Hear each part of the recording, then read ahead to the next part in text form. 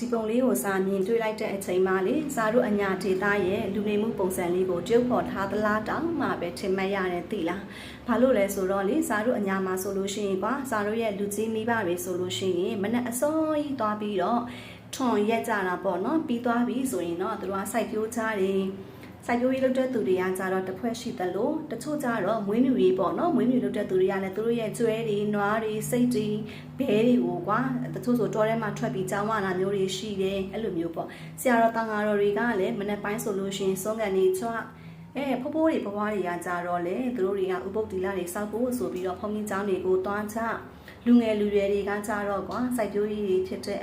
စပားစိုက်တာတို့ပဲစိုက်တာတို့နှမ်းစိုက်တာတို့တွေကိုသူတို့တွေကလောက်ကြတာပေါ့နော်ဒါကတော့စားလို့တောတလိပေါ့ပြောမယ်ဆိုလို့ရှိရင်လေတချို့လူငယ်တွေဆိုလို့ရှိရင်ကွာသူကညာဘက်တွေဆိုရင်တော့သူတို့တွေကလေတအိမ်နဲ့တအိမ်ပေါ့နော်အဲ့လိုမျိုးအိမ်လေလေးတွေသွား